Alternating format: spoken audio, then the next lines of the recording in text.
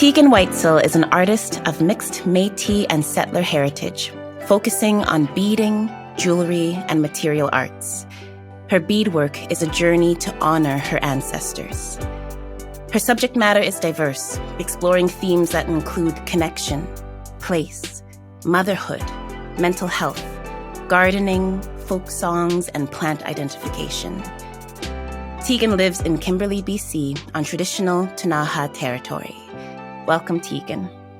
Hi, thanks for having me. Yes, I'm very, very grateful for the opportunity to have this conversation with you because very recently you were interviewed for Articulate Magazine, the big sister of our Vibrant Basin podcast. And now we have the opportunity to go a little bit deeper into some of the themes that you mentioned in that article. And so, to begin, I understand that you're working on a project right now that you describe in the magazine as a personal exploration of traditional Métis material arts. And I find myself really curious about what you mean by a personal exploration into this traditional art form. Can you bring us deeper into that process or what that journey is for you? Yeah, I think I was probably referring maybe specifically to a body of work that I'm working on right now. It's a body of work about motherhood and my birth story, actually, and I'm weaving traditional beading techniques into more of like a contemporary sort of visual of it. So I'm exploring taking beading and beading on top of like photographs and taking old drawings and recreating them as beading and working with some medical equipment and just kind of like different stuff. And that's actually, I should mention, that's been funded through the BC Arts Council, that series of work. So yeah, and then in addition to that project, I am just exploring beading and my own relationship with beading and my Métis identity. And that is what particularly draws me to our conversation. So do you mind speaking more, telling us more about that intersection? What does the practice of beading mean to you? And as you explore your Métis heritage through beading, how does that sit within you? What has it meant for you? Oh, it's meant everything. It's changed my life. I've wanted to bead for a long time. We knew we were Métis for a long time, and I got my citizenship in high school, and I always just was in awe of the beadwork and bought a book on how to do it and was too scared to open it. And but practice art. I've been practicing painting and art for years. And there's just sort of this sense of, if you don't know much about your heritage or your ancestry, like how do you start diving into it in a authentic and respectful way of learning? So I was lucky enough to get a mentorship with Lynette LaFontaine, who's a two-spirit artist on the island, and with some other local artists as well. And that was like when I just kind of took the leap to just immerse myself and learn as much as I could about Métis arts and Métis history, more about my family. Like, it's still learning. Like, I'm nowhere near knowing everything. I'll never know everything, but it's amazing just the connection that I've had just through beading. You just sit there and you bead and you learn things like patience, and you think about your ancestors who beaded.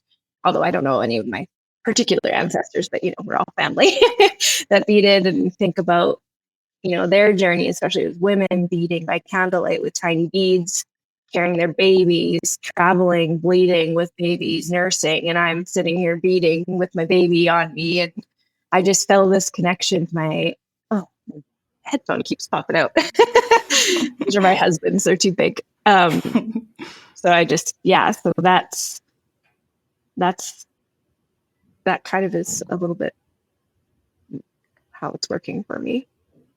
Yeah, that is a really, really beautiful, and I totally resonate in my own world through storytelling. sometimes I speak of my traditional Afrocentric folklore telling. I feel it as like a channel sometimes between me Yeah, that's a and the beautiful way of putting it. Sorry to interrupt, but that's such a beautiful way of putting it, as a channel. Yeah. exact. That's why the word came up, because when I picture you, when I listen to you describe what you've just described, it sounds. Or may I ask,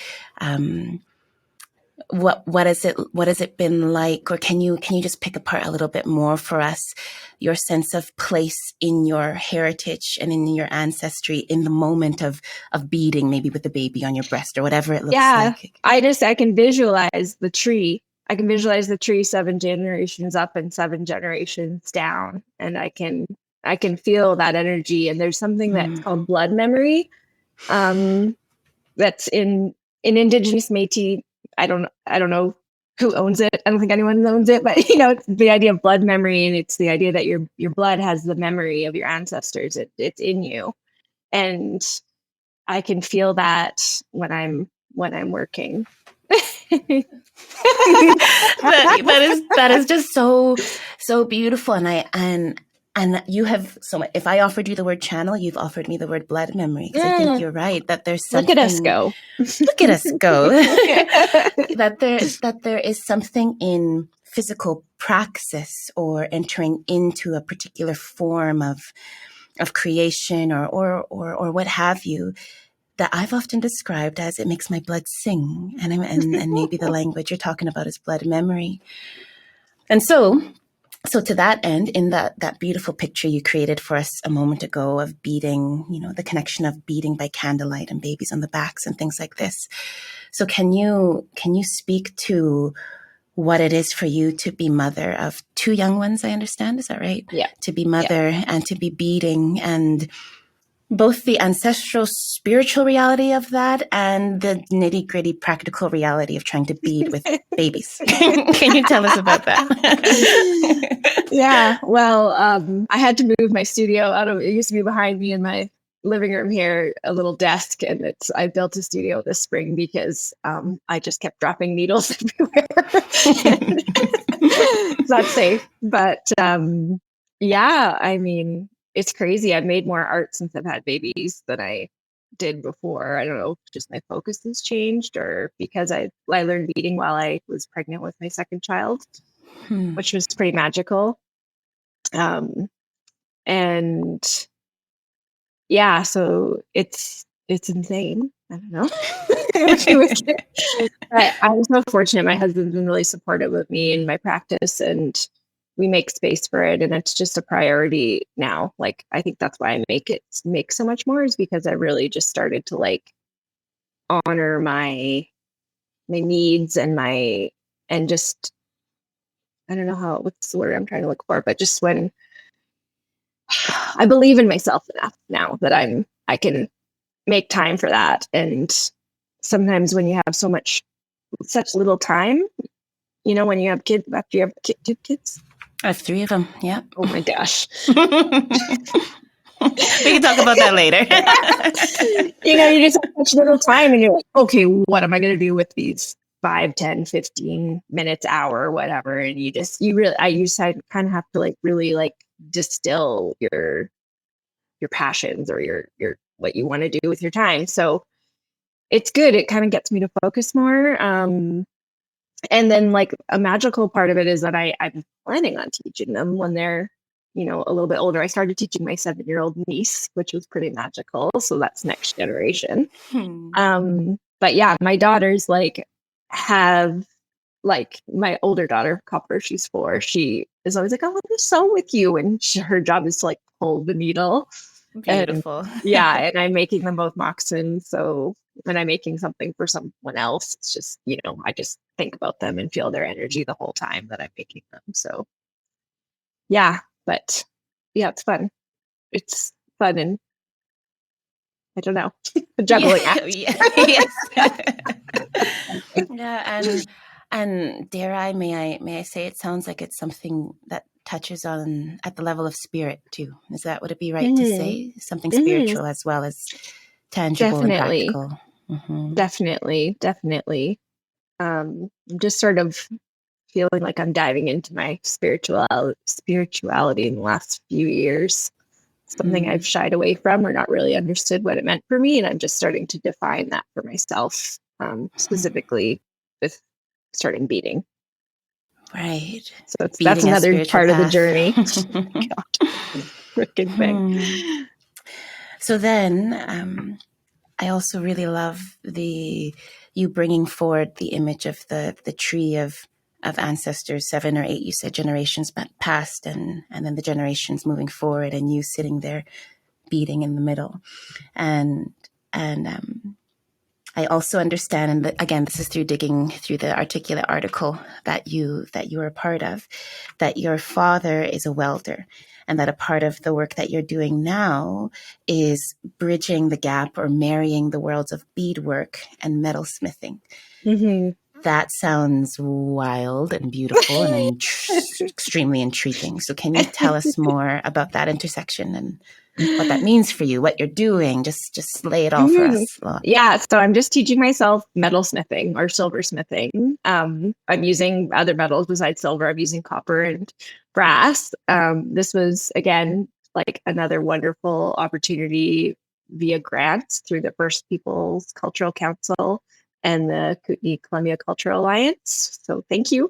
But yeah, I wanted to, I love making earrings, beaded earrings. And I found myself like looking for parts to use that didn't exist, or I couldn't find them, or they're too expensive.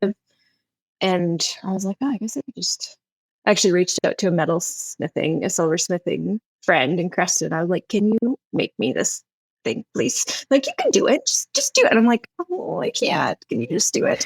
And then I was like, you know what? I probably can do it. And my dad's a welder, and he's like a commercial welder by trade, but he's an artist. He's such an artist. He has an artist brain, and he makes beautiful metal art as well. So I just kind of, I don't know, probably since I was a kid, just always kind of wanted to learn his skills. But never, like, I didn't go to school for welding or anything. So now, yeah, I told him I'm a baby welder because I'm like doing tiny little soldering. And I should say though too, and I didn't mention this in the article, that I did take one College of the Rockies continuing ed course in Golden. So I did do a ring workshop. So that was like more formal hands-on training, but everything else has been through practice and YouTube videos. But yeah, so right now I'm just so excited. Right now I'm going a little bananas, buying supplies and playing and hurting myself doing things. So yeah, I'm just practicing, combining beading, like either flat stitch beading or brick stitch beading, which I also just learned, and wire metalwork or plated, like sheet metal, and just all the different finishes, and soldering, which is like welding, and all the different types of things you can do. It's been a huge thing. Like I don't know what I was thinking, like that I could just like do this with my kids in my life, but it's good. Like I love it, but it's to teach yourself a skill like that without a mentorship, because like I said, Lynette is my mentor for beading, and I can reach out to Lynette anytime I have a question about anything, and it's amazing. And Lynette's been like, I owe them everything for my beading knowledge, and most of it's been over Zoom. But with metalsmithing, I don't really have anyone. I have like I said, the person in Creston who I just love her jewelry and I shop from her, so I bug her. But yeah, it's like, when you want to bounce ideas off or just see someone do it by hand, it's such a different experience than just like fiddling around and doing trial and error. But it's working. Yeah. I love it. It's great. It's fun. It's like opening up this new side of the jewelry part that I'm really looking forward to continuing playing with and adding, to my practice. We'll be back after a quick break. Do you love arts, culture, and heritage? If so, we've got just the weekend for you. On Saturday and Sunday, August 10th and 11th, 2024, the annual Columbia Basin Culture Tour is celebrating the region's thriving arts, culture, and heritage scene. Wherever you are in the Columbia Basin, you're invited to visit fascinating cultural and heritage sites, meet skilled artisans, shop for original art and fine crafts, and enjoy special events. We've got a wide range of venues open from 10 a.m. to 5 p.m. each day. Choose your own schedule and route through participating locations. Best of all, the event is completely free. So mark the Columbia Basin Culture Tour on your calendar, Saturday and Sunday, August 10th and 11th. For more details, visit cbculturetour.com. Welcome back to Vibrant Basin.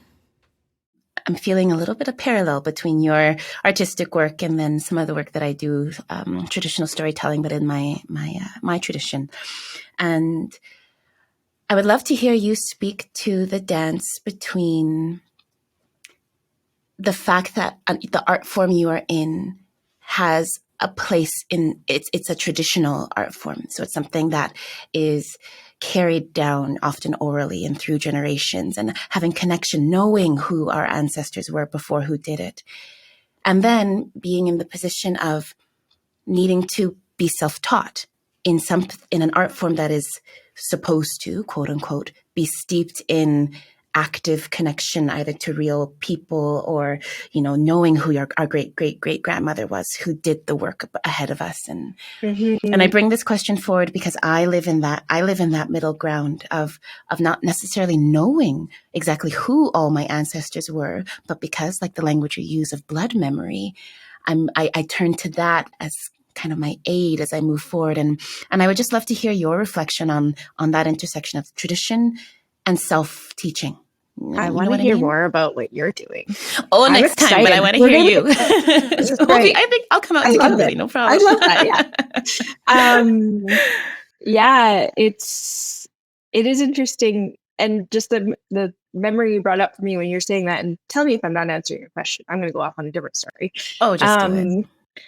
When I was trying to learn beading, when I bought the book, it's a Gregory Schofield book, who's a Métis historian and author, and it's literally like how to bead, and it has a video, and I still did not do it because I felt like if I'm going to learn this, it's not only that I want to learn it in community, but I have to, like, that's the right way of doing it, right? And it's like we kind of put this pressure on ourselves to like be, the right, like do it the right way, but I don't think there's really a right or wrong way. I think if you're honoring your traditions and your culture as best as you can and learning as much as you can, and some people don't have access to that kind of thing. Like there's just, I looked for a long time to try and figure out how to bead, or maybe I was too scared to ask and things like that, right? So I think there's many paths to learning a skill. And I think everyone's journey is not the same linear way of doing it. And you could discover something in 60 years that an ancestor did storytelling, or what am I, you don't know like what documentation is there really. But something that is important to me is that I pass that knowledge on. So I started doing beading circles with my local Rocky Mountain Métis Association. That's like our chartered community here in the East Kootenays. And because I was like, I was looking for this. I really wanted to do this. And so now that I have this skill, like I really want to share it. So it's like I shared it with this group of people, and then they're sharing it with more people. And now there's this group of these wonderful beaders that bead every week in our community, or twice a week, so sometimes 3 times a week. And then they're sharing, and then they're inviting people, and it's just kind of grows and grows and grows because, and part of it is like, if you have this pressure to do things sort of the right way or the traditional way in a modern world, that's like not the reality. Like we are where we are, and Métis people are like, we're very proud of being innovative. So, but if you put all that pressure on yourself to do it the traditional way or the right way, then that art can be lost. That's like plain and simple. Like we have all these amazing things like Zoom calls and things like that. Like with metalsmithing, I don't know. I got to see if there's any Métis metalsmithing in the history, because I don't even know. Right now, it's just pure. Other than the connection to my dad, it's mostly just like technical sort of learning at this point for metalsmithing. Yeah. I don't know if I answered your question there. Oh yeah. It was in there. And so then you're talking about having initiated these beading circles, and I also understand that you work with youth and facilitating programs. Or can you tell us more about your youth work and the work you do in the community? So I worked with the Kimberley Youth Action Network to do them beading. And then I've been going into the local school district here, and I did beading with our alternate school kids one day, and it's beading, and it's also a little bit of Métis art history. And I've done Métis art and cultural talks with other younger kid classrooms. And then I've also taught workshops just for adults, like evening workshops. I want to do more youth workshops. I'm working on how to set that all up. And I didn't teach beading, but I've been given more of an artist talk about my art and about Métis art to some students at the College of the Rockies nursing program for a couple of years, which has been super awesome. And then, just the facilitating of the beading workshops with my community and medicine bags and things like that. Tufting, caribou tufting, which is another Métis art form. And I want to do more. I want to keep doing it.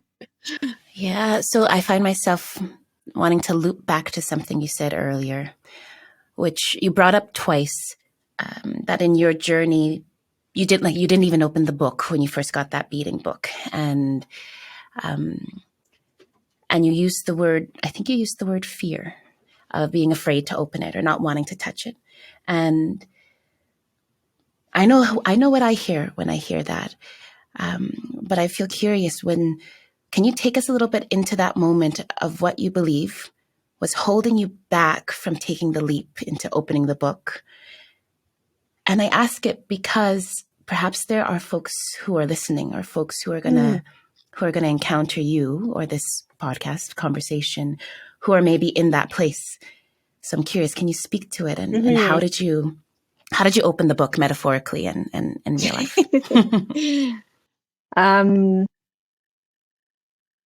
I think the fear came from me, two things. One, perfectionism and my inner achiever. And also that fear of not doing it the right way, wanting to learn it from a community member orally and in person. And then, I even just remember when I got this amazing mentorship opportunity from my friend Alex Ibbotson, just feeling a bit of imposter syndrome. And I remember saying it to my husband. I was like, I feel so anxious right now to go and learn this. I feel imposter syndrome. And he's like, why? And I was like, well, I just don't feel like Métis enough.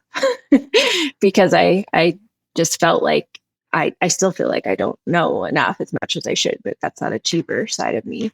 And I think when I just put myself in my student shoes of learning something new, and what I would say to them is just take it easy, no pressure, baby steps. You know what you know. You're coming with this experience, whatever it is, with the knowledge you have and who you are at the time.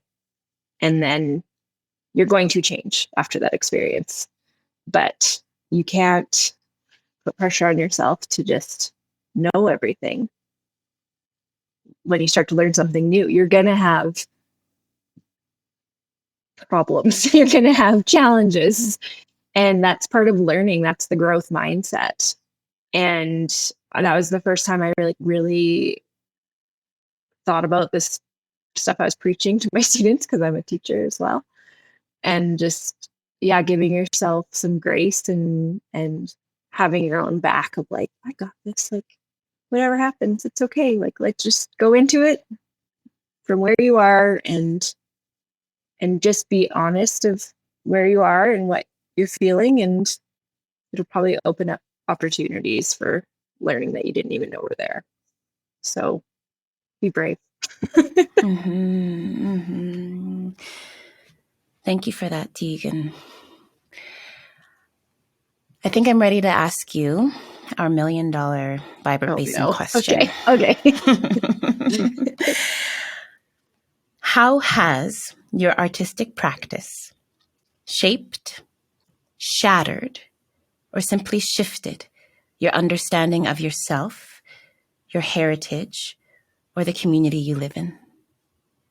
Shaped, shattered, or shifted. Or simply shifted. My understanding of yourself, your heritage, or the community you live in. Oh my gosh, that's a big question. Oh my gosh, I know. But here you are.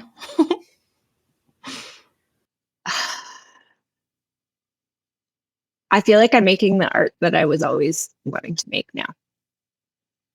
I feel like because I have this immense connection to the beading, and then now I'm,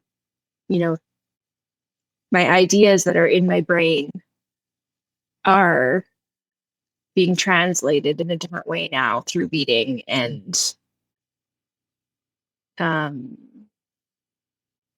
I have like my ancestors at my back now as well. And